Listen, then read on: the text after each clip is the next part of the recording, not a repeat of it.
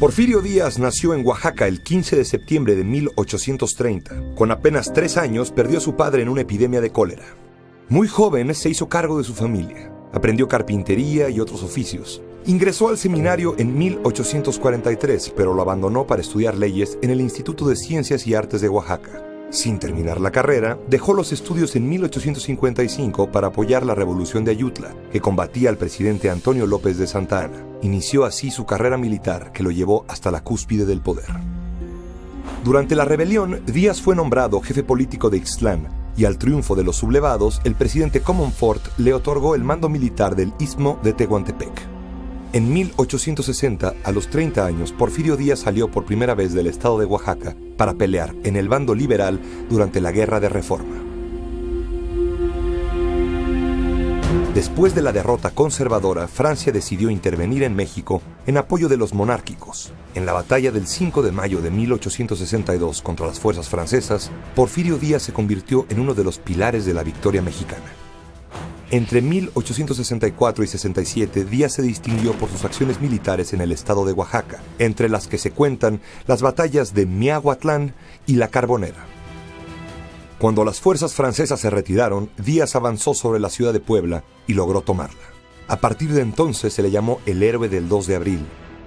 Con 37 años y 37 victorias, Díaz se retiró de la vida militar y partió rumbo a Oaxaca, donde el gobierno le obsequió la hacienda de la Noria. En 67, Díaz participó en la elección presidencial contra Juárez, pero resultó derrotado. En 71, lanzó su candidatura en los comicios en los que participó Juárez, así como Sebastián Lerdo de Tejada, pero perdió nuevamente. Esta vez no estaba dispuesto a aceptar la derrota y se rebeló en contra del gobierno, levantando la bandera de la no reelección. El presidente Benito Juárez, su viejo líder y mentor, murió en 1872 mientras Díaz se rebelaba. Aunque presentó su candidatura a las elecciones de 72, Lerdo fue proclamado triunfador. Entonces, Díaz se retiró a Tlacotalpan, Veracruz, para dedicarse al cultivo de caña de azúcar. En 1876, cuando Lerdo se dispuso a reelegirse, Díaz ideó el Plan de Tuxtepec y se rebeló para derrocar al gobierno. Consiguió la victoria y ocupó el poder como presidente provisional y después de las elecciones de 77 como presidente constitucional. Después de décadas de guerra y destrucción iniciados en 1810, los mexicanos de la época anhelaban la paz, el orden y el progreso, y por ello aceptaron el régimen de Díaz a costa de la libertad política. Al llegar al poder, Díaz comenzó un proceso que le tomaría 12 años: someter a sus adversarios y construir el poder personal, patriarcal. Para pacificar el país fue duro hasta llegar a la crueldad, como él mismo dijo, pero prefirió atraer a sus opositores con obsequios y cargos. Al cumplirse su primer periodo de gobierno, Díaz permitió que su compadre, el manco Manuel González, ocupara la presidencia. 4 años después, en 1884, se presentó nuevamente a los comicios y volvió a la presidencia. Ya instalado en ella, sucesivas reformas a la Constitución le permitirían reelegirse después indefinidamente. Los poderes legislativo y judicial se sometieron durante el porfiriato al poder ejecutivo.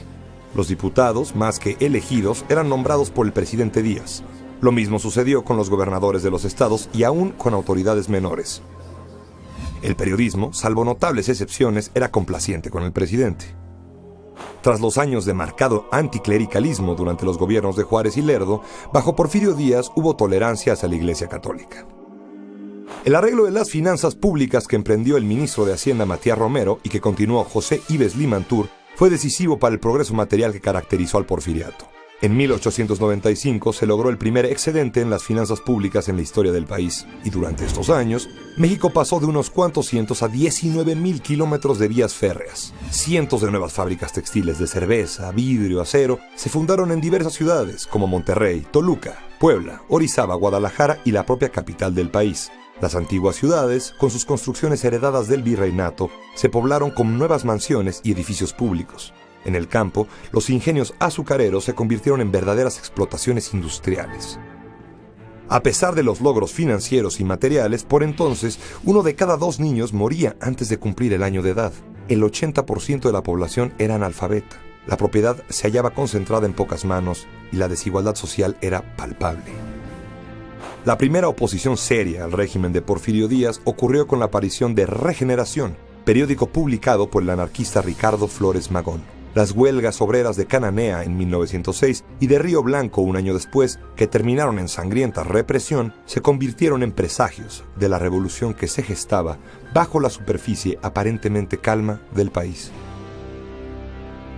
En 1908 apareció en la revista Pearsons una entrevista al viejo presidente. Porfirio Díaz declaró que esperaba paciente a que el mexicano escogiera un gobernante y él pudiera retirarse de su puesto. La entrevista desató la competencia política en el país. Muchos no creían que Díaz quisiera en verdad dejar el poder, pero decidieron tomarle la palabra.